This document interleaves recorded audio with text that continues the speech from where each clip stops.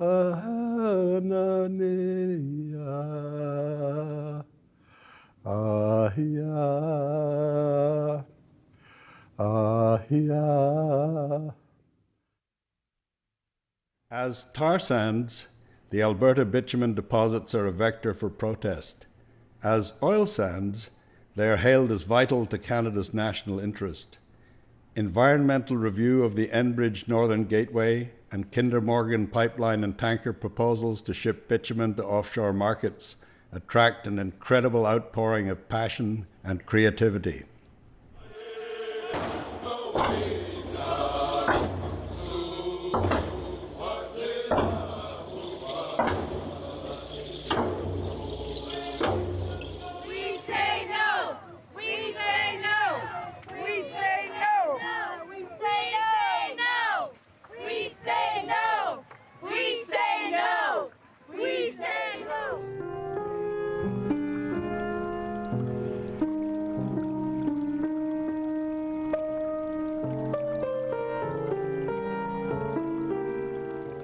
I want to say thank you to everyone that's here today, and welcome to all of you, as our ancestor Capilano had done in the past when he greeted the Spanish Captain Narvaez and the English Captain George Vancouver. And as he had done in the past, I raise my hands in welcome to all of you here on the traditional, ancestral, unceded lands of the Hunkaminam-speaking Musqueam people, on the lands that we share with our relatives from Squamish and Tsleil-Waututh.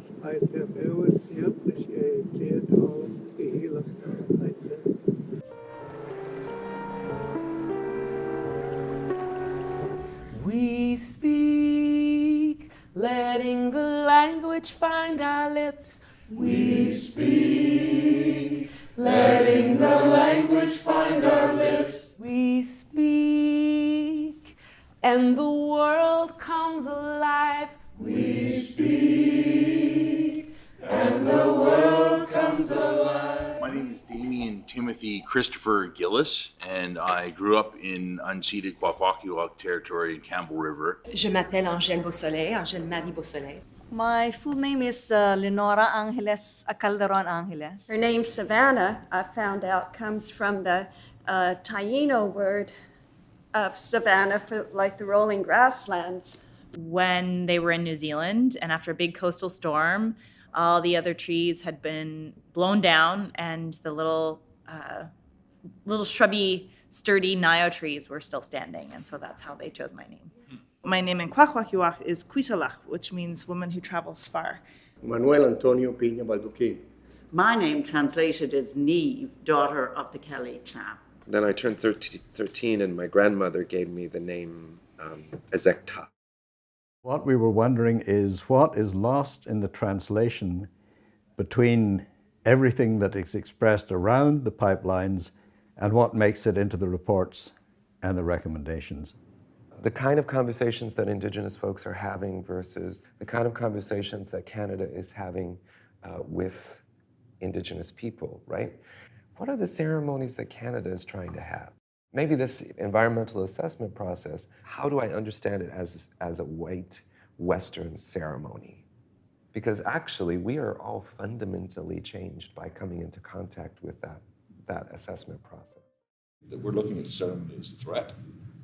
So in terms of the environmental review, because people feel threatened, they feel overpowered by it, and they're fearful of the results of it and of their powerlessness to influence it, no matter how much they say or no matter how passionate they are. You were told no need to kick down doors. You were being handed keys. What changed? Were you heard? No. What happened was that those who held the power and prestige simply went underground, found new doors to hide behind, sat quietly and listened politely, nodded heads, feigned acquiescence, and then walked opposite, stealthily away, did what they had always done, and called you crazy for not understanding process or procedure.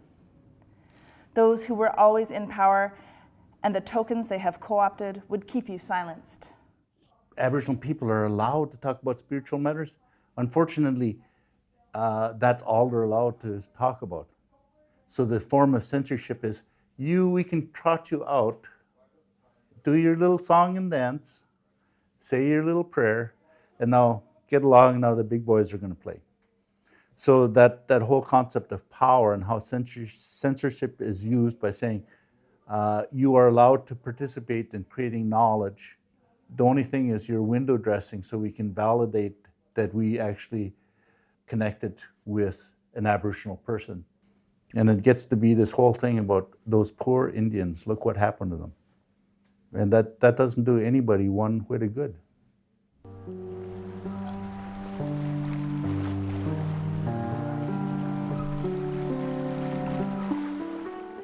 This is a special place, space, sacred, spiritual.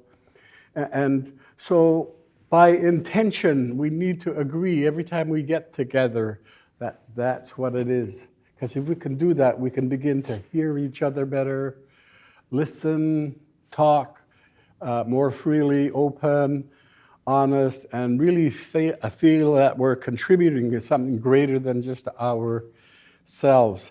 And so it's important to, by whatever means, use ceremony, song, dance, other things to create that space. All my relations come, every nation come, all my relations under the sun.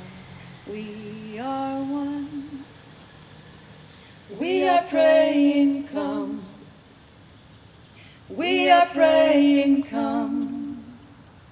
We are the song and we are the drum. We are one. Spirituality isn't something in and of itself. It's part of everything that we're doing. Mm-hmm. Spirituality is part of rational thought. Spirituality is part of our empathy and emotions that we share. Spirituality is part of who we are historically. Spirituality is a part of inclusiveness. You might think of spirit as the flow of water and nutrients from bedrock through the tiny little roots of a tree, thickening into indigenous lifeways, religions, natural science, social science, philosophy, art, human endeavor, coming together in the trunk as the conversation we're starting to have here, branching into directions, some of which we may imagine and more of which we can't. This gives us a way to welcome and acknowledge different ways of being in the world without privileging any one of them over another. I'm very attached to trees because when I was a kid, we just go hunting in the forest. And then when I was in the university, that turned me into an activist because there will be no even single tree in the community. That's how the illegal logging doing it. And now it's not about illegal logging, the issue. It's more on mining companies destroying the land of my tribal people.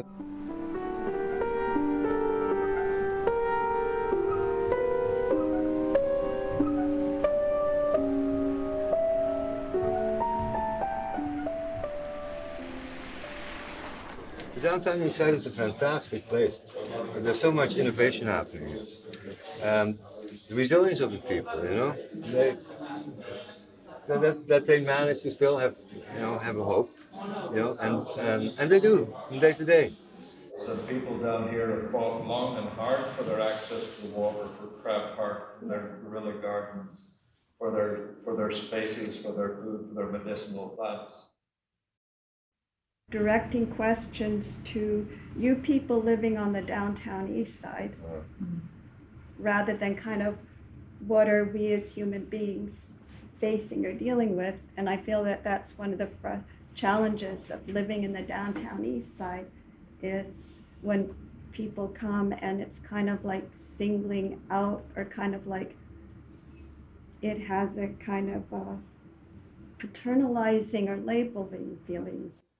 How do we deal with it? How do we connect the issues of an area where a lot of people are just concerned with where they're going to get the next meal, where they're going to sleep the night? How is the pipeline? How is the attitude that the different governments and the big companies are taking, and big unions for that matter, taking when it comes to these types of projects. You're talking about big money, but that big money never gets translated into helping out the downtown east side. No. That's always bothered me about these governments, is that they talk about jobs and they talk about these big energy projects as revenue makers and as essential to the province, but where's the trickle down? How can you brag that we have such the best economy in Canada when you take a walk around this neighborhood or you listen to people's stories all over about housing and how they can't even make ends meet? That to me is not a wealthy society. Because what you're talking about right now, is that ever emphasized? But whereas if you can show the people and, you know, leave the environmental issue, I'm not saying completely off the table, but go at it on what the actual case where it's going to affect, how's it going to affect the average Joe? Adults are always caught up with the immediate business of living, particularly when they're living on the edge. But the ones who have the balanced input are the elders and the children. No, thank God there's still that sort of thing that parents will still listen to their kids if they're kids, and they will harp. They will listen to the kids, but they won't listen to what the news is telling them. But if their kids are coming to them, or they're sitting around at a dinner table, or just, you know, playing the video game, and they say, "Hey, Dad," because I know myself, if I hear the word environmental or environmentalist, is the first thing, it's another environmentalist, is going to be the general concern. I'm no more into that kind of environmental thing for my tribe. It's about survival because most of the people protesting about how to save the environment, they are just dying. Most of the activists are killed. So I'm not comfortable talking about how to make this community or this forest or this community beautiful, whereas these people are dying. If we think about the large-scale watershed that we're in, that's kind of where that's how we're connected on a large scale. When we organize ourselves along the lines of the rivers and the watersheds, that gives us, I think, the tools that we need to understand the literacies that we need to be actually paying attention to, what's happening to these rivers. The rivers hold many stories of love and loss, stories of survival, spirituality, tradition, industry, development, and the carving of new paths and times of abundance and scarcity. Making the intentional choice to listen to them, we open to ourselves the possibility of learning from them about each other and the natural world.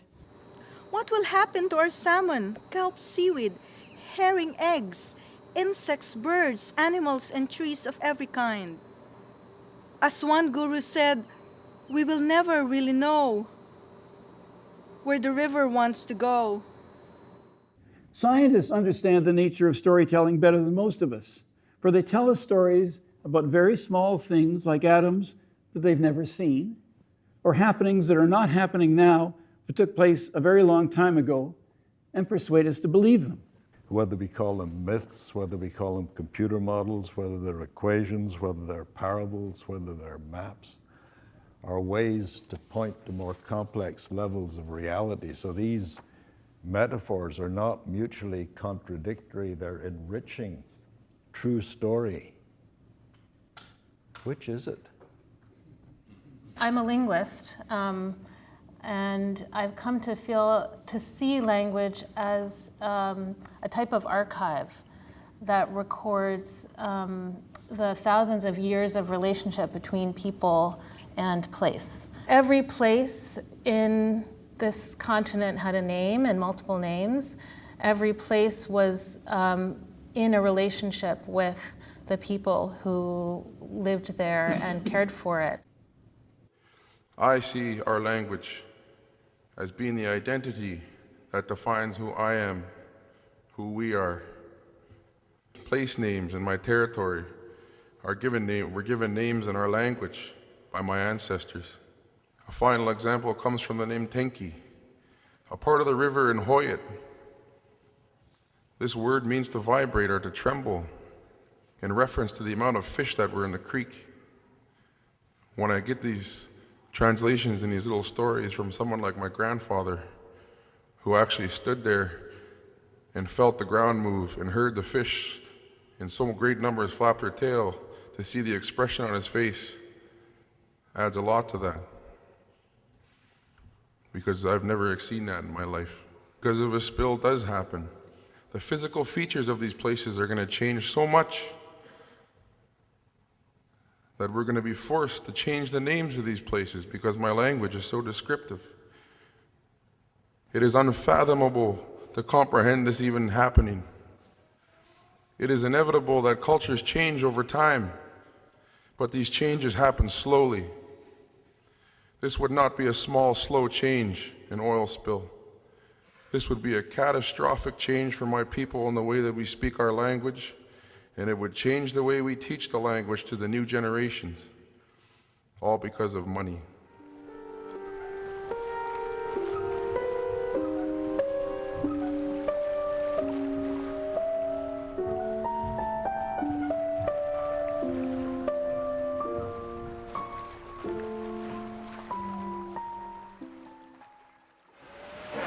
What kind of people have we become? We have to shift our values and realize that there's something more important than money and the monetary system that's been enforced on us, that in my judgment is immoral, corrupt, and unjust. A great principle that exists within the Hechuk potlatch system that separates my culture from many others around the world is that you are not rich because of what you own. You're rich for what you give away to your people. This Northern Gateway project isn't about creating anything good or giving anything away for the benefit of the people. It is about the money and how many billions of dollars Enbridge will make. And this goes completely against the grain of what my people believe in. The organization that run these talks is the National Energy Board. And their business is to secure a supply of energy for Canadians. So you could ask yourself, in what moral universe is the National Energy Board the proper agency to decide on the future? Oftentimes these processes are about a battle over passion versus dispassion, control. And so it's people of the public trying to infuse the process with passion. And the proponent and the government, the regulator, their job is almost to suck all of the life and the passion out of the process, to make it as dry and boring and clinical and packaged and boxed as possible. The last thing that anybody wants in these processes is passion.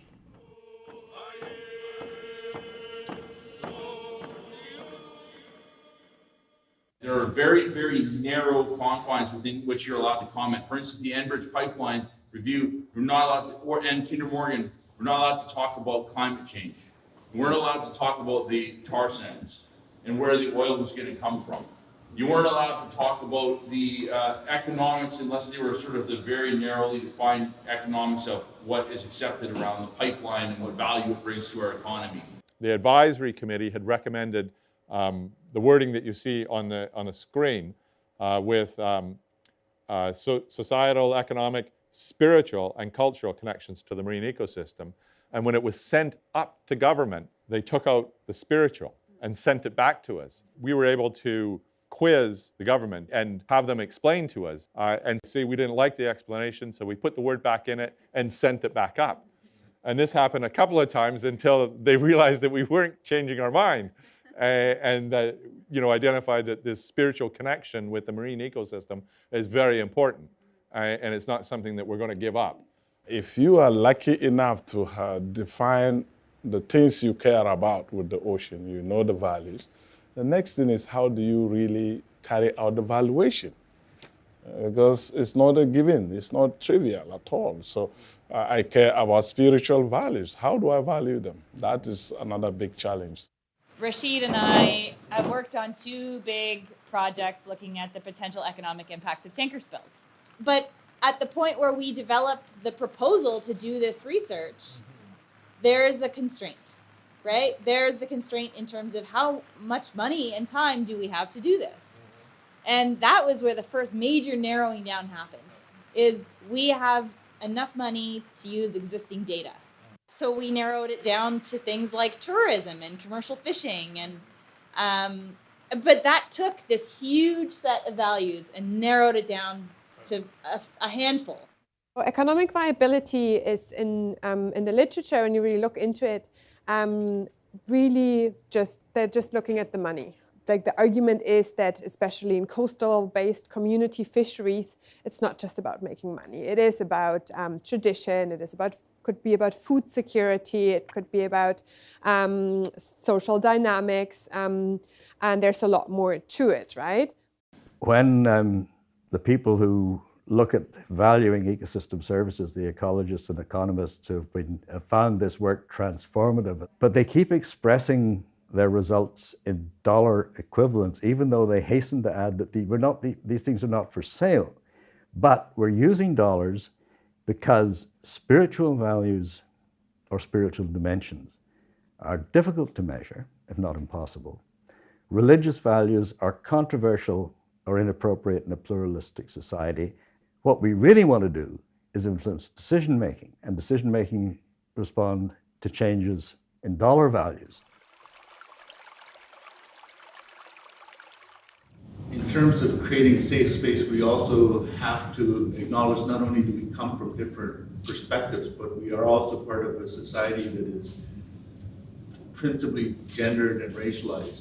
And we need to be open to reflect on our own complicity. I think, if I was following and practicing ceremony, the idea is that we live within realms of existence and reality, and they're all intermingling and commingling at the same time. And some folks are able to actually see those realms, right? And so the ceremony, beginning, middle, and end, is a lifting up for one person of those sort of blinders between those realms of existence. But at the same time, somebody needs to guide that process, right? And in thinking about and structuring safety, even though there is no space, there is no safe space, somebody needs to take on all of that particular energy. And that's what influences a safer space. I have this term that you'll probably love, Peter, called ceremonial activism. And it's like creating positive change through intention. So taking ceremony and making it create change. It was 13 years of people from all over the world coming to help save my people's forest. How humbling is that? How was it done? Through actively practicing ceremony on the land and involving people from many cultures. I've been in situations in which people make themselves vulnerable. And what allows me to go there is because somebody can hold the space. Somebody is leading, and I trust the leader. For those of us who are traditional practitioners of ceremony, it seems to take an awful lot of courage to step in. And you build up to that courage. And you build up slowly through small steps over time.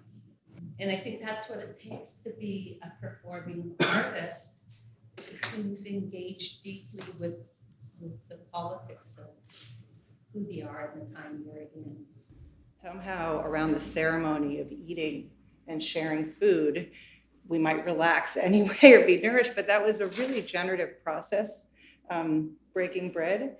And it led to a whole discussion around culture and origin and well-being and sense of self and all the things that I find we don't talk about in a properly academic environment. There is wonder at the heart of storytelling and at the heart of knowledge. And what I call a covenant of wonder is at the heart of our relationship with the material and the spiritual world. We can't choose between wonder and wondering. And we can't separate thought and feeling.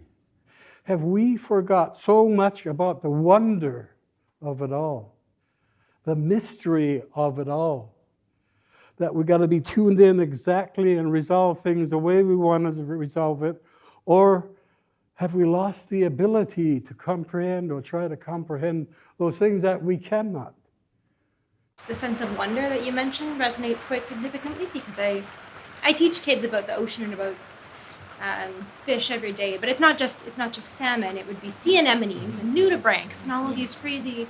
So there are all these. Like every day I go into work and I'm totally blown away by this random fact about some marine mammals.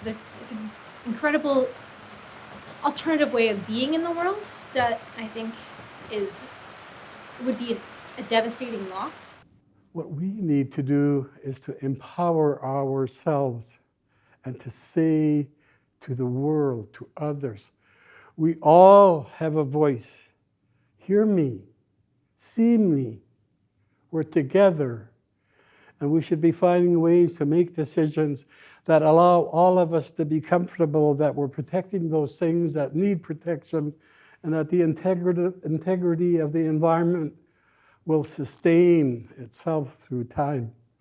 And the only way we're going to get to breaking down those things that have created the divisions is to create those safe spaces and places, create the protocols that allow you to have the discussion.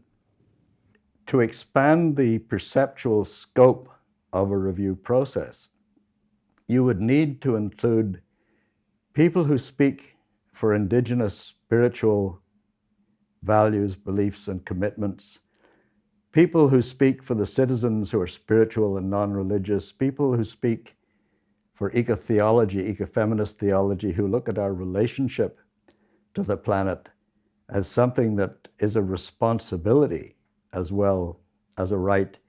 We need the artists, we need the poets, the painters, the musicians, the filmmakers to communicate to us these deep feelings of connection and commitment in ways that the technocratic, the scientific language of the current reports and recommendations cannot. I grew up with old people in my life, and they always talked about a time when we could still converse with the animals. They always talked about a time when everything was interrelated, tools that we can use to affirm our interconnectedness, to determine what it is as a common cause that we should all be a part of, that our economy and our environment and families and communities and our politics and everything else is separate from each other. No, it's not. It's all interrelated. And this time, it's different, if we allow it to be different. It's about us saying to each other, how do we do it together? And you're going to need each other to change these energy review panels and forums that decide the fate of this divine place that we call Mother Earth. So how can we do it? It'll be together. It is our nature to find truth. The truth is, we all need each other. If we are to survive, we need each other. We're part of a bigger thing now. It isn't the First Nations thing. Again, I call on all of my fellow men to open your hearts and understand that we may come together and be as one and be good people together, heal together to find our path to righteousness. That's all I ask.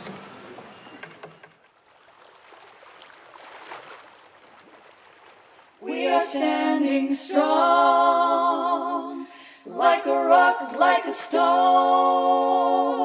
On the sacred ground we belong, we are home. Mini wachoni sing, mini wachoni sing, mini wachoni, water is life for everything. We are the water, sing. We are the water, sing. We are the water. We are where all life begins. All my relations come, every nation come, all my relations under the sun. We are one. We are the river come. We are the river come. We are the boat, the paddle, the shore. We are one.